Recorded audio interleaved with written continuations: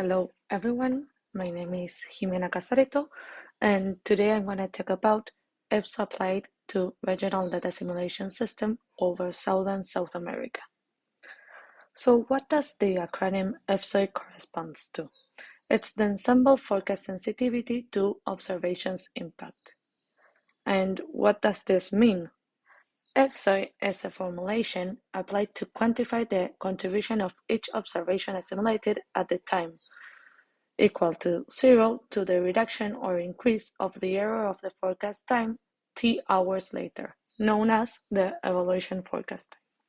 As shown in the conceptual scheme or diagram, the impact of assimilating an observation y0 at the time t0 is quantified by the difference of two forecast errors. The error of the ensemble mean forecast initialized at the time 0 and the error of the ensemble mean forecast initialized at the time -6, the previous analysis. These forecasts are verified against the analysis of the time at the evaluation forecast time. So this is our verifying truth. So for our experiments, what it was the model configuration? We used an assimilation system, LEDKF-WRF. We use GFS as boundary conditions. We had a resolution of 20 kilometers, which we have 124 by 130 by 40 grid points, obtaining the figure LEDKF domain in color contours. Also, we obtained analysis every 6 hours using 20 multiphysics members with different boundary layer, cumulus, and microphysics parametrizations. The period of study was from the November the 5th to December the 10th of 2018, and we analyzed 30 days, considering a 4-day spin-up. The evaluation forecast time was of 6 hours, and the EFSOI target area is within this black square and within the LEDKF-WRF domain. What was the observational network for these experiments? We have different observation types and variables. We had radio zones, which we assimilated the relative humidity, temperature, and wind components. We have conventional manual surface weather stations, CSWS, and non-conventional surface weather stations from now on NSWS. Both of them have the same variables: relative humidity in surface, pressure in surface, temperature in surface, and wind components in surface. We also assimilated aircraft observations, which were wind components. Also, we have NASA atmospheric infrared retrieval sounders from now on airs, which we assimilated temperature and humidity. And lastly, we have the Gauss derived motion vectors, winds, which we assimilated winds.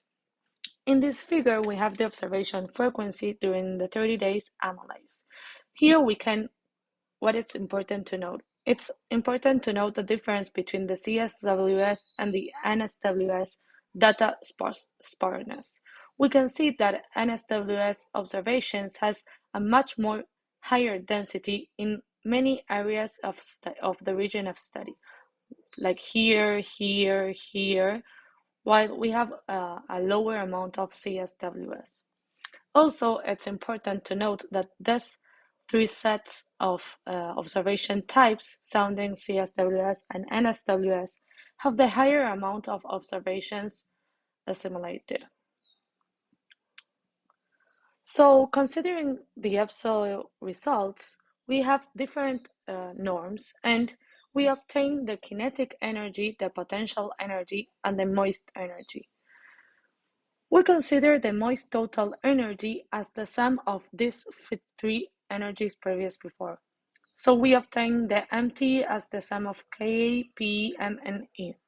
In this figure, we have in the first panel, the mean MT impact, the second panel, the observation frequency, and in the last panel, the positive impact rate.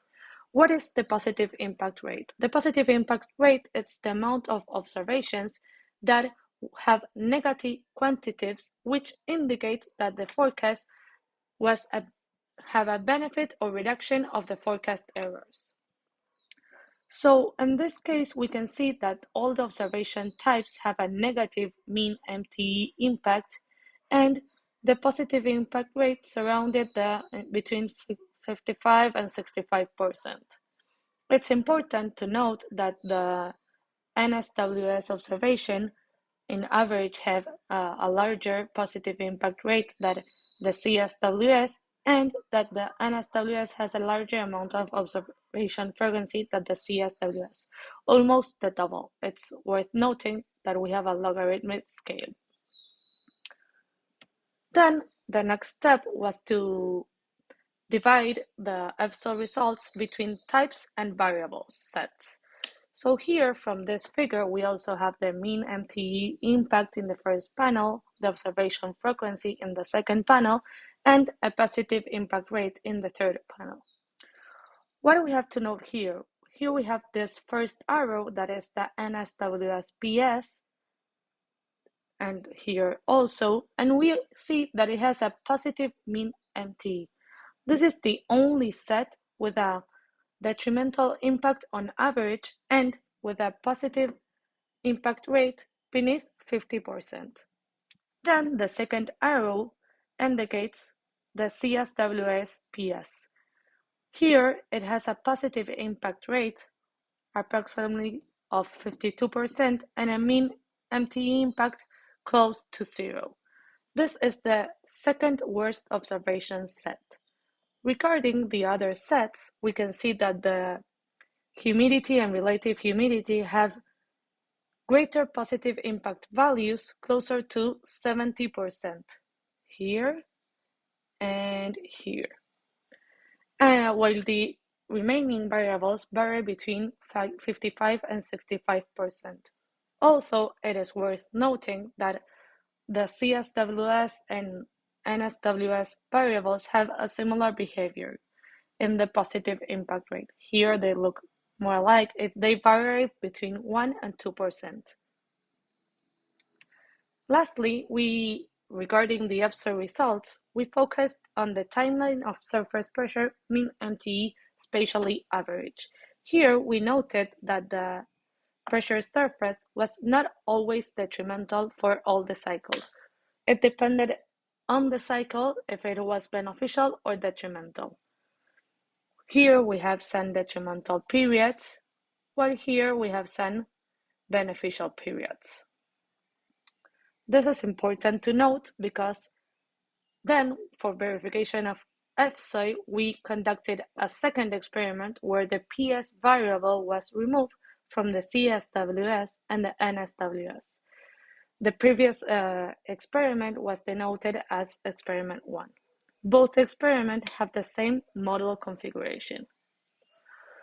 So for these two experiments, a verification was carried out calculating the moist total energy error. This was calculated with the forecast initialized at 6 UTC and with 6 hours lead time, and the reference values was the atmospheric profiles from fixed sounding location measurements at 12 UTC.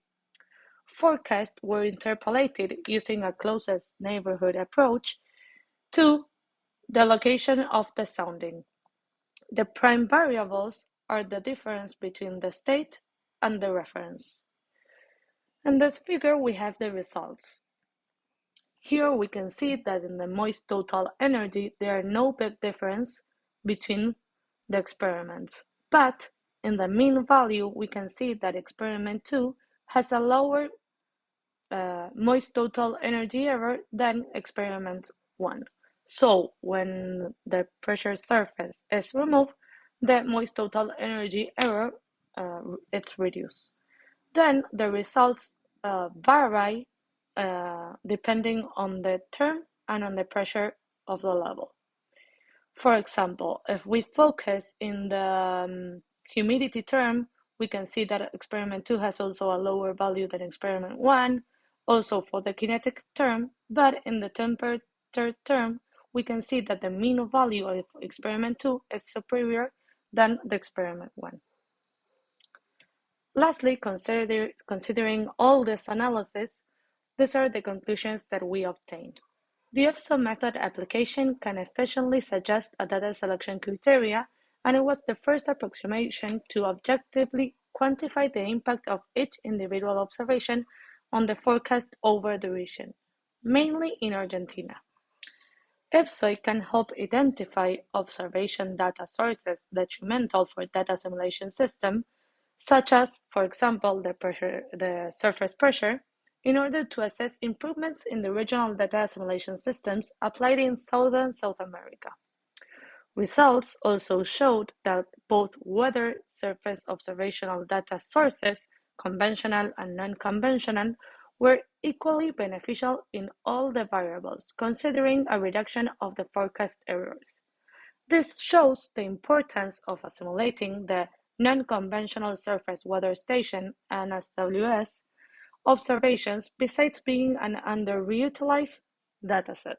For a region such as southern South America, it's important to consider this set of observations because of the data sparseness of CSWS. Thank you very much for listening. Any questions?